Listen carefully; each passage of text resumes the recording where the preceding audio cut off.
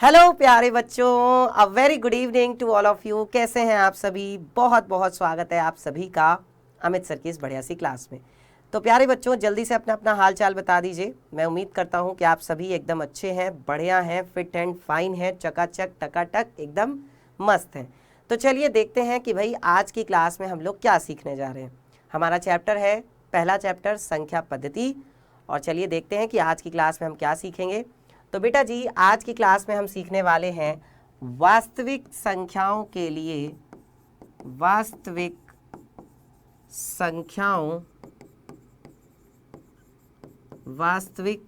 संख्याओं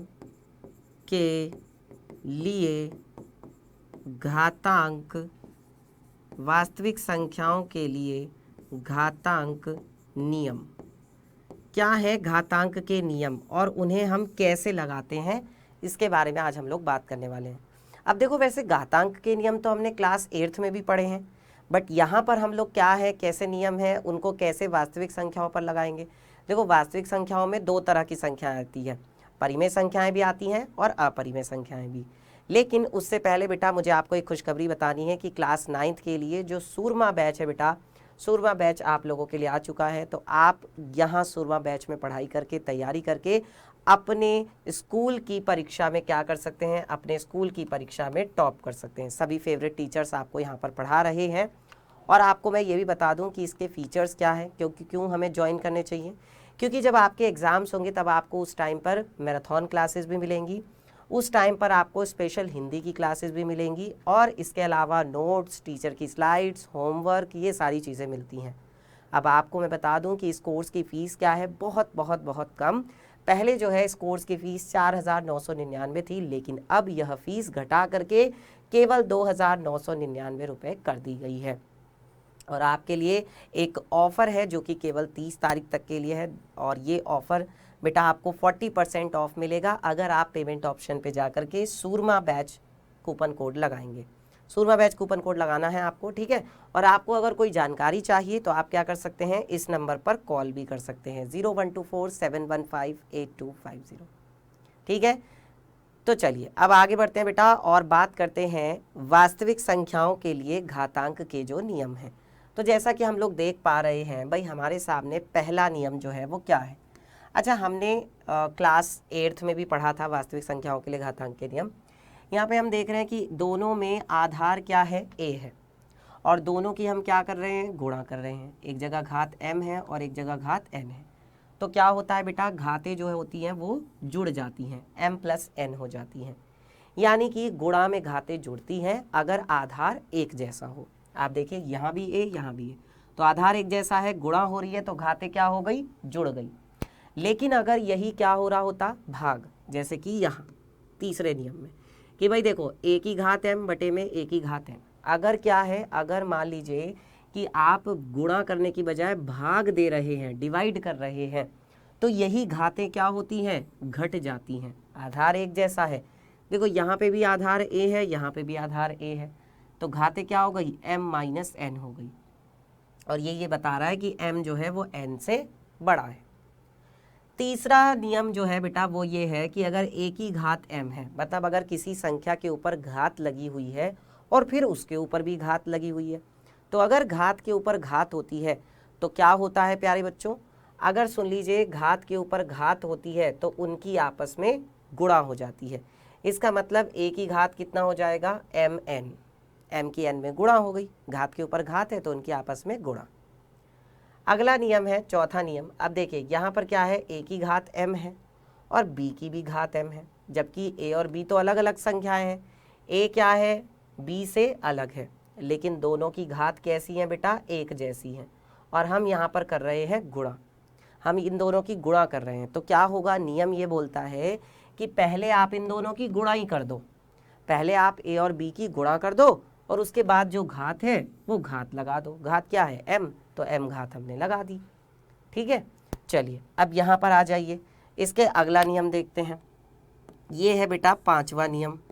पांचवें नियम में क्या है कि अगर कोई संख्या बटे में है और उसकी कोई घात दी गई है और अगर आप उसे ऊपर ले जाते हैं, मान लो जैसे 1/a की घात n दिया हुआ है, अब ये जो n है अगर आप इसे ऊपर ले जाओगे, इस a की घात n को अगर आप ऊपर ले जाओगे तो ये घात ऊपर जाके कैसी हो जाएगी, माइनस की हो जाएगी।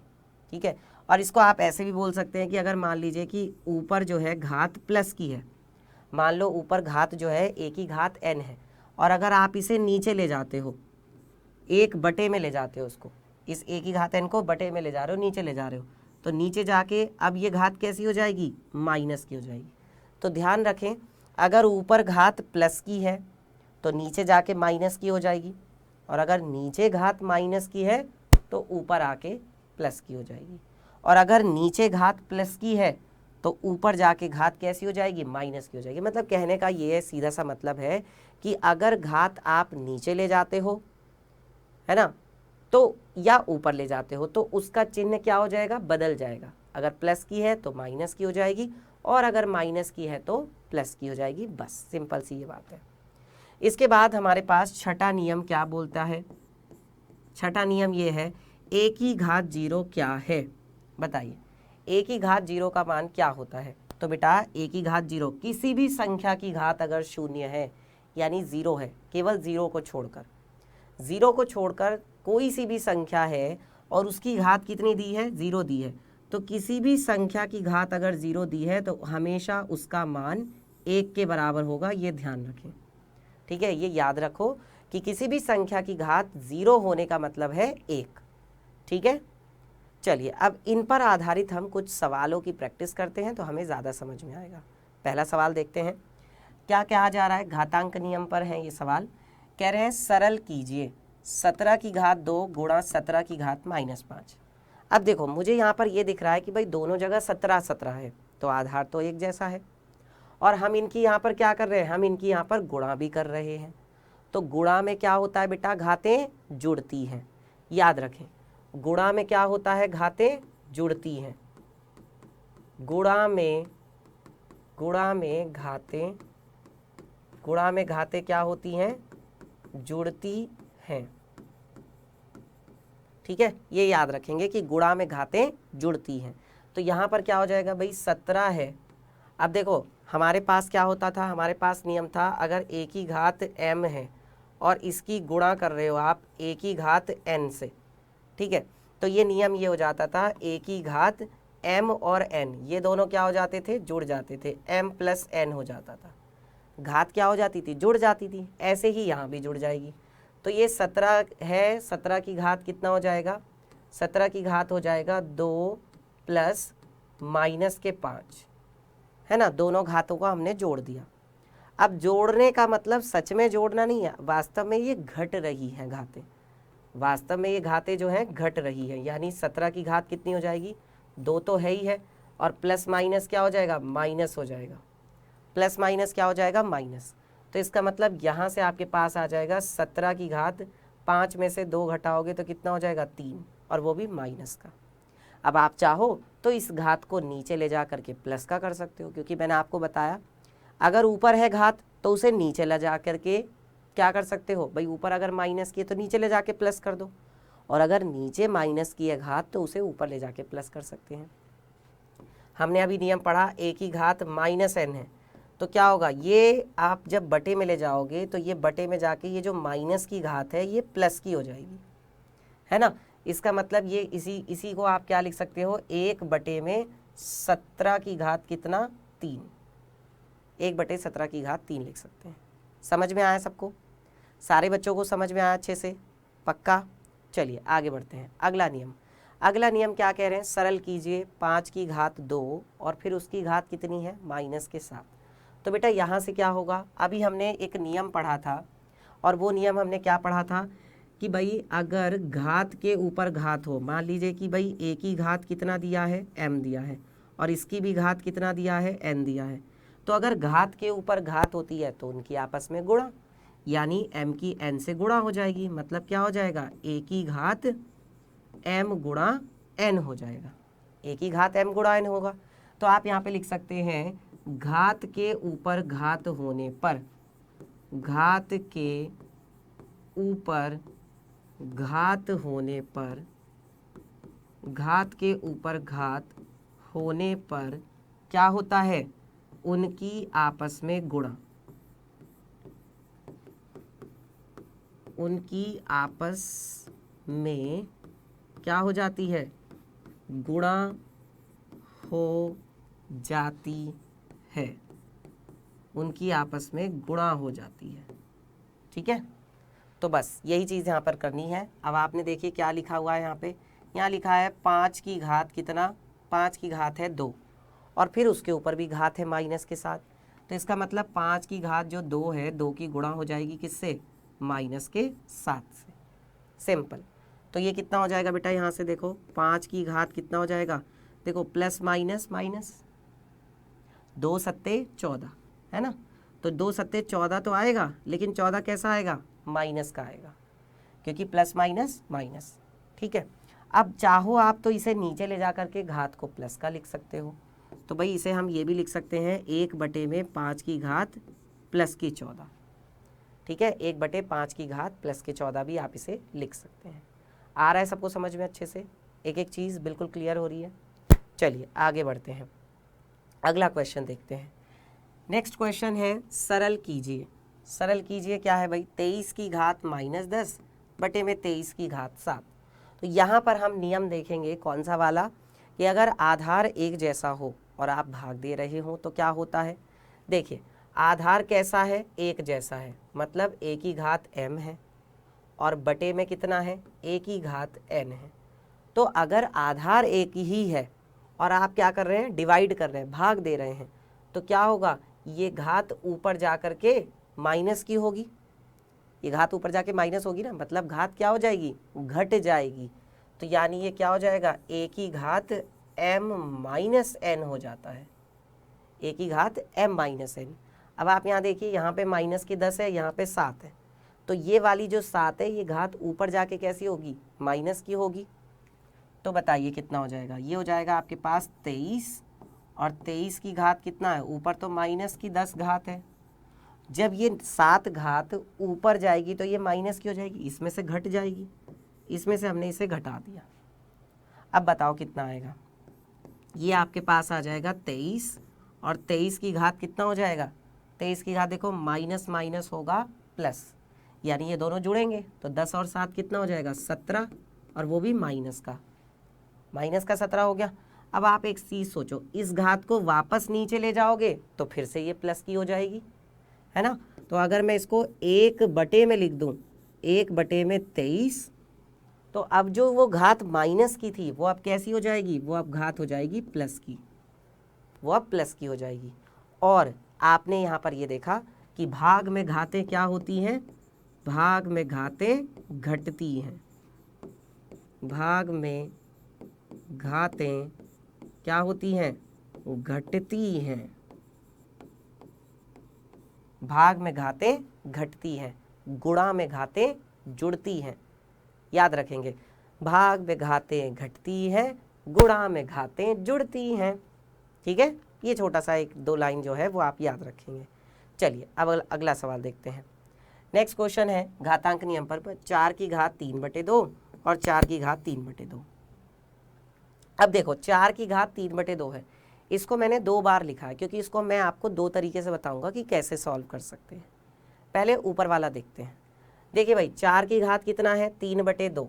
तो बेटा देखो आप 4 को क्या लिख सकते हो, 4 की घात आपको कितना दिया है, 3/2 दिया हुआ है। तो ये जो 4 है, इस 4 को आप क्या लिख सकते हो, मुझे ये बताओ पहले। देखो 4 को हम लिख सकते हैं प्यारे बच्चों, 2 की घात कितना, 2। केवल 4 को मैं कह रहा हूँ, सिर्फ 4 को लिख सकते हैं 2 की घात 2, क्योंकि 2 दूनी कितना होता है, 4 होता है। और फिर इसके ऊपर भी घात कितनी लगी हुई है, ये वाली, इसके ऊपर घात लगी हुई है बेटा 3/2। अब आपको हमने एक नियम अभी बताया कि जब घात के ऊपर घात होती है तो उनकी आपस में गुणा हो जाती है। ये देखो घात है और इसके ऊपर भी घात है, तो इन दोनों की आपस में गुणा होगी। मतलब ये कितना हो जाएगा, ये आपके पास हो जाएगा 2 की घात कितना, 2 की घात हो जाएगा बेटा ये 2 गुणा 3/2। तो 2 से 2 कटेगा, इसका मतलब ये आ जाएगा आपके पास 2 की घात 3। और 2 की घात 3 कितना होता है, बताओ, 2 की घात 3 कितना होता है, 2 की घात 3 होता है 2 दूनी 4 दूनी 8। तो इसका आंसर आ गया आपके पास 8। अब दूसरा तरीका देखते हैं, ये तो पहला तरीका था, अब दूसरा तरीका देखो बेटा। दूसरा तरीका भी फिर से वही है कि भाई देखो 4 की घात है, आपको कितना दिया हुआ है, 3/2 दिया हुआ है, ठीक है। अब आपने ये देखा कि जो ये 3/2 घात है, इसको मैं अलग अलग करके भी तो लिख सकता हूँ। अब कहोगे कैसे, तो देखो 4 है तो 4 की घात को मैंने क्या लिखा, 3 गुणा 1/2 लिख दिया, कोई दिक्कत बताओ। भाई 4 की घात 3/2 था, तो 3/2 को मैंने 3 गुणा 1/2 लिख दिया, क्या दिक्कत है, आएगा तो 3/2 ही, 3/2 को मैंने ऐसे लिख दिया। फिर देखो अब जब ये आपने इसको ऐसे लिखा, सही है, तो अब आप इसको ऐसे भी तो लिख सकते हो कि भाई 4 की घात 1/2 और फिर इसकी घात 3, क्योंकि हमने क्या नियम पढ़ा, हमने ये नियम पढ़ा अगर a की घात m है और फिर इसके ऊपर भी घात है तो क्या हो जाता है, दोनों की आपस में गुणा, यानी a की घात m गुणा n हो जाता है, यही होता है। तो भाई देखो अगर जैसे घातें गुणा में लिखी हुई थी तो मैंने एक घात लगाई, उसके ऊपर दूसरी घात लगा दी, वही चीज़ यहाँ पे मैंने किया। 4 की घात 3 और 1/2 दोनों की गुणा हो रही थी, तो मैंने पहले क्या किया, 4 की घात मैंने पहले 1/2 लगाया और फिर उसकी घात मैंने 3 लगा दिया। अगर आप इसे सॉल्व करोगे तो यही तो आएगा। भाई देखो 4 की घात कितना है, 1/2, फिर उसके ऊपर भी घात कितना है, 3, तो घात के ऊपर घात होती है तो उनकी आपस में क्या होती है, गुणा हो जाती है। अब देखो 4 की घात 1/2 का मतलब क्या है, वर्गमूल 4। भाई 4 की घात 1/2 का मतलब वर्गमूल 4 है ना, तो इसको हम लिख सकते हैं वर्गमूल के अंदर 4 और इसकी घात कितना है, 3। जो ये 4 की घात 1/2 है, अगर घात 1/2 होती है ना तो उसे वर्गमूल कहते हैं, ये तो वर्गमूल हो गया। वर्गमूल 4 का मान कितना आता है, वर्गमूल 4 का मान आएगा 2 और 2 की घात कितना है, 3, तो 2 की घात 3 कितना हो जाएगा, फिर से 4 दूनी 2 दूनी 4 और 4 दूनी 8, तो ये भी 8 आ रहा है। तो बेटा आपकी मर्ज़ी है, आप कैसे भी कर सकते हैं। अच्छा यहाँ पर आप एक चीज़ और कर सकते थे, यहाँ पर आप इसे ऐसे भी लिख सकते थे, देखो 4 को आप लिख सकते हो 2 की घात कितना, 2 और फिर उसकी घात कितनी थी, 1/2, तो इससे गुणा कर देते, क्योंकि घात के ऊपर घात होती है तो उनकी आपस में गुणा हो जाती है। और फिर इस पूरे की घात कितनी थी, 3, तो 2 से 2 कट जाता, 2 से 2 कट जाता और देखो फिर कितना आ जाता, 1 और 3, तो यानी आपके पास आ जाता 2 की घात 1 गुणा 3। तब भी यही आना था, तब भी तो यही आना था, यस बिल्कुल तब भी यही आना था, एकदम सही। क्लियर है यहाँ तक, बताइए इतना सभी बच्चों को समझ में आ गया, कोई डाउट कोई दिक्कत किसी बच्चे को? चलिए ठीक है आगे बढ़ते हैं, अगला देखते हैं भाई, सरल कीजिए। क्या सरल करना है हमें, हमें सरल करना है 125 और इसकी घात है -1/3। बताओ बच्चों कैसे करेंगे, 125 और उसकी घात कितना है, -1/3। चलिए बताइए क्या करना चाहिए। 125 है और उसकी घात है -1/3। तो बेटा देखो 125 हम जानते हैं 5 के पहाड़े में आता है, 5 पंजे 25 और 25 पंजे 125, ये होता है ना। अब देखो ये कितनी बार है, 3 बार है, 3 बार ही तो गुणा कर रहे हो, तो 5 की जब 3 बार गुणा करते हो तब आता है 125। तो आप 125 को ऐसे ही लिखो, है ना, 5 की घात के रूप में, तो इसको आप लिखोगे 5 की घात कितना, 3।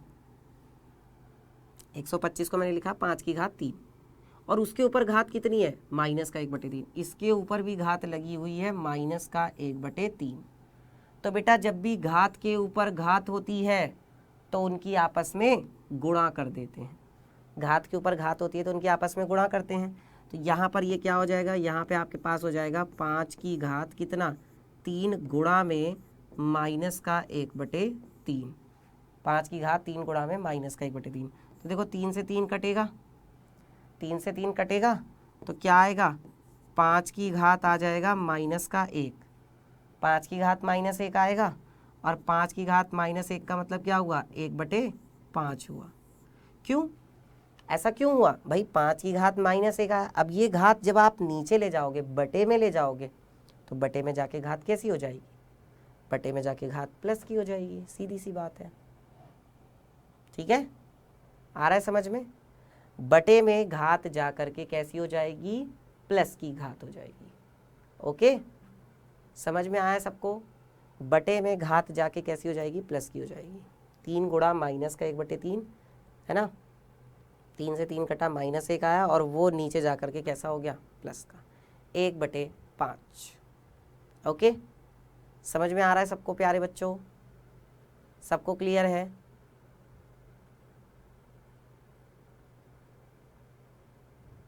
चलिए, तो अब इसके बाद आगे बढ़ा जाए।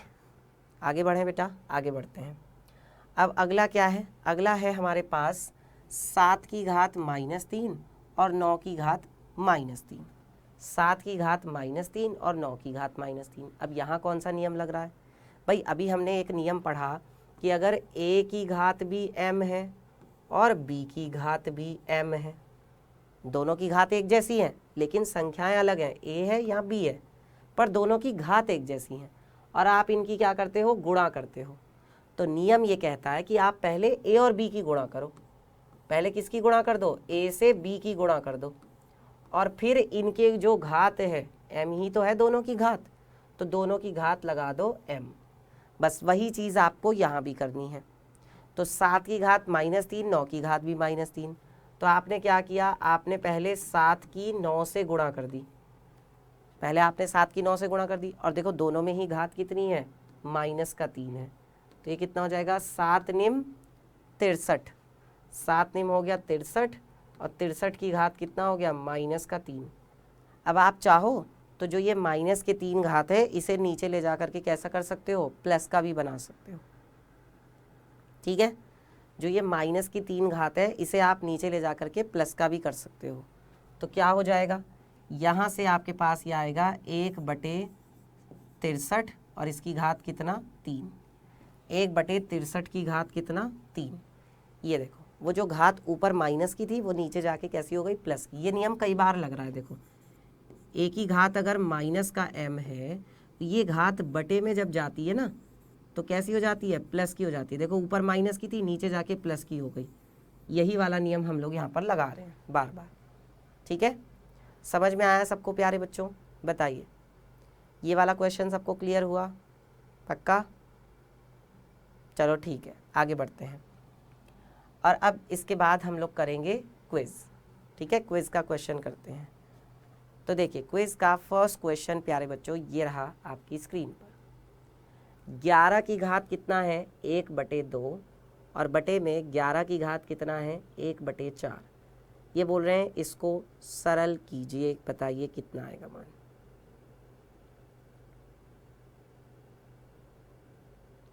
सरल करिए प्यारे बच्चों, क्या आएगा मान यहाँ पर?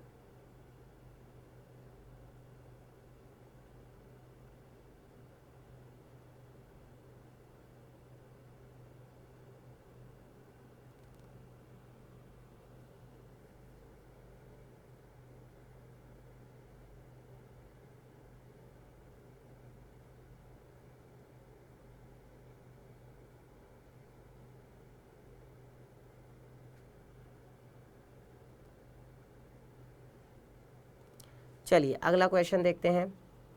क्वेश्चन है 1/3 की घात 3 और फिर उसकी घात कितनी है, 7। वो बोल रहे हैं इसको सरल कीजिए, बताइए क्या आएगा। 1/3 की घात 3 और फिर उसकी घात कितनी है, 7।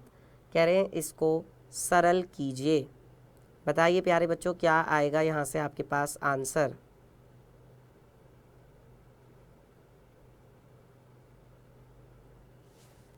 ध्यान से, पूरा मैं टाइम दे रहा हूँ आप लोगों को, टाइम ले लो लेकिन अच्छे से सॉल्व करके और तब मुझे आंसर बताओ। ठीक है, कमेंट करके आप आंसर बता सकते हैं कौन सा ऑप्शन सही है, ए सही है, बी सही है, सी सही है या फिर डी सही है। देखिए हमने जो घातांक के नियम पढ़े हैं वो हमने क्लास 8th में भी पढ़े हैं। अब यहाँ पर क्या है कि दोनों तरह की संख्याएं, परिमेय संख्या भी हो सकती है, अपरिमेय संख्या भी हो सकती है ना। तो कहीं पे वर्गमूल लगा होगा उसका मतलब होगा घात 1/2, कहीं पे घनमूल लगा होगा तो उसका मतलब होगा घात 1/3, ये भी आपको पता होना चाहिए। ओके, चलिए तो सॉल्व करते हैं बेटा। देखिए यहाँ पर क्या दिया है, 1/3 की घात 3 और फिर उसकी घात है 7। कह रहे हैं इसको सरल कीजिए। तो सबसे पहले तो बेटा इस क्वेश्चन को देखते हैं कैसे करेंगे इसको सॉल्व। देखो यहाँ पर क्या है, 11 की घात 1/2 बटे में 11 की घात 1। अब देखो दोनों जगह 11 11 है ना, ऊपर भी 11 है और नीचे भी 11 है, और दोनों में हम यहाँ पर क्या कर रहे हैं, डिवाइड कर रहे हैं, यानी भाग दे रहे हैं।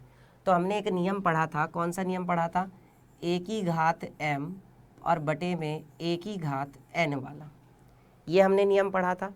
तो इस नियम के हिसाब से क्या होगा भाई, देखो ये m है और ये n है।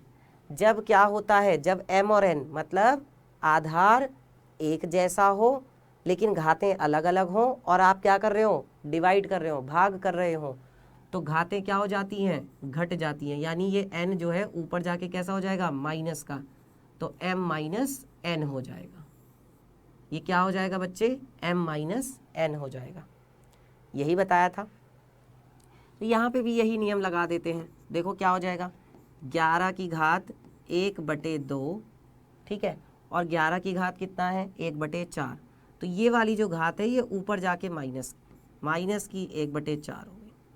अब ऊपर एक तरह से आपको एलसीएम लेना पड़ेगा सॉल्व करने के लिए।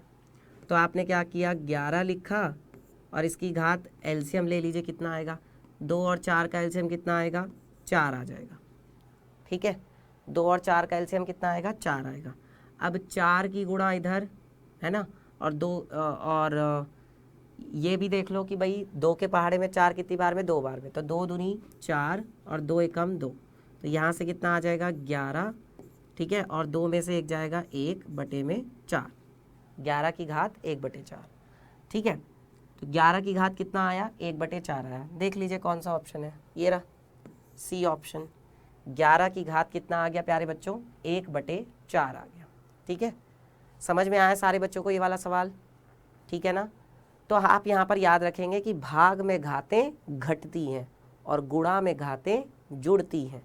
चलिए अगला देखते हैं, यहाँ पर कौन सा नियम लग रहा है। देखो मैंने आपको बताया था, अगर घात है किसी संख्या की और उसके ऊपर भी घात लगी हुई है, घात के ऊपर घात अगर है तो उन दोनों की आपस में क्या कर देते हैं, गुणा, यानी a की घात क्या हो जाएगा, m की गुणा कर दीजिए n में, है ना, m की n में गुणा कर दीजिए, वही आपका आंसर हो जाएगा।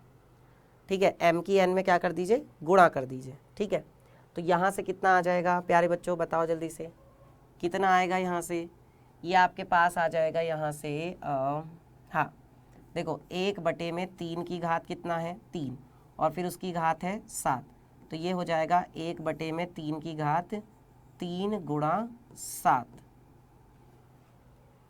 या आप इसको ऐसे भी लिख सकते हो, मैं आपको दिखा देता हूँ, क्योंकि नीचे ही तो है घात, 1 की घात क्या हो जाएगा, ऊपर 7 हो जाएगा, और नीचे 3 की घात 3 है, तो इसकी घात कितना हो जाएगा, 7 हो जाएगा। अब देखो 1 की तो आप कितनी भी घात करो, 1 की आप 10 बार गुणा करो, 50 बार गुणा करो, कितनी भी बार गुणा करो, ठीक है, 1 की आप कितनी भी बार गुणा करो, आता कितना है, 1 ही आता है ना। तो इसका मतलब यहाँ से कितना हो जाएगा, 1 आ जाएगा। ठीक है, उसके बाद यहाँ पर क्या है, 3 की घात 3 × 7, तो 3 की घात कितना हो जाएगा, 3 × 7 हो जाएगा। 3 की 7 से गुणा कर देंगे तो कितना आ जाएगा बेटा, यहाँ से 1/3 सत्ते कितना होता है, 3 सत्ते 21 होता है, 1/3 सत्ते 21। ठीक है, चलिए तो यहाँ से हमारे पास आंसर आ चुका है C option, C is the correct answer. Okay, बताइए यहाँ तक सबको समझ में आ गया, पक्का क्लियर है, कोई दिक्कत कोई डाउट किसी को। चलो एक और सवाल करते हैं, एक और क्विज करते हैं, let's do one more quiz. ठीक है, तो क्विज का क्वेश्चन ये रहा बेटा, क्या 0 जो है ये एक परिमेय संख्या है, आप बताइए, क्या 0 जो है क्या ये एक परिमेय संख्या है। देखो हमारा चैप्टर ही क्या है, संख्या पद्धति, हमने तमाम तरह की संख्याओं के बारे में पढ़ा, प्राकृतिक संख्याएं, पूर्ण संख्याएं, है ना, भिन्न परिमेय संख्याएं, अपरिमेय संख्या, ओ भाई साहब, मतलब इतनी सारी संख्याएं, हमने उनको अलग अलग नाम दिए। लेकिन अब 0 की पहचान करनी है, क्या 0 परिमेय संख्या है या अपरिमेय संख्या है। तो बेटा देखो, जीरो कैसी संख्या है, जीरो को हम क्या लिख सकते हैं, जीरो को हम 0/1 लिख सकते हैं। क्या नहीं लिख सकते? बिल्कुल लिख सकते हैं। जीरो को हम क्या लिख सकते हैं, 0/-2 लिख सकते हैं। क्या नहीं लिख सकते? बिल्कुल लिख सकते हैं। जीरो को हम क्या लिख सकते हैं भाई, जीरो को हम 0/-4 लिख सकते हैं क्या? बिल्कुल। जीरो को हम क्या लिख सकते हैं, 0/253। कोई दिक्कत नहीं है, क्योंकि आंसर तो क्या आएगा, फाइनल तो जीरो ही आएगा ना। जीरो को दुनिया की किसी भी संख्या से भाग दो, जीरो आता है। अब आप जरा ध्यान से देखिए, ये रूप कौन कौन से हैं, ये रूप कौन सा है, ये रूप कौन सा है, ये रूप कौन सा है, ये रूप कौन सा है, बताओ। ये सारे कौन से रूप हैं, आप बताओ। ये सारे जो रूप हैं ये कौन से रूप हैं, आप बताइए। ये सारे रूप कौन से हैं बेटा? ये तो P/Q रूप है। ये तो कौन सा रूप है? ये तो P/Q रूप है। और आप जानते हैं कि यहाँ पर इनका Q 0 नहीं है, हालांकि P 0 है बट Q तो 0 नहीं है। यहाँ पे भी P 0 है, यहाँ पे भी P 0 है, यहाँ भी P 0 है, यहाँ भी P 0 है। P 0 है लेकिन Q तो 0 नहीं है ना। शर्त क्या थी कि Q जो है वो 0 के बराबर नहीं होना चाहिए। तो यहाँ पर तो 1 है, यहाँ -2 है, यहाँ पर कितना है, -4 है, यहाँ 253 है, 0 तो नहीं है। इसका मतलब दोनों शर्त संतुष्ट कर रहा है, यानी 0 क्या हुई, एक परिमेय संख्या हुई। तो 0 एक परिमेय संख्या है, बिल्कुल सही कथन है, एकदम सत्य। 0 एक परिमेय संख्या है। अगला सवाल देखते हैं बेटा। नेक्स्ट क्वेश्चन, 1/2 और 1 के बीच में एक परिमेय संख्या बताइए क्या होगी। केवल एक परिमेय संख्या। आपको मैंने पहले ही कहा था कि वो जो एक परिमेय संख्या है, अगर सिर्फ आपसे एक परिमेय संख्या के लिए कहा जाता है तो आप उसमें क्या करते हैं, दोनों संख्याओं को जोड़ देते हैं और फिर उसका आधा कर देते हैं। यही होता है ना।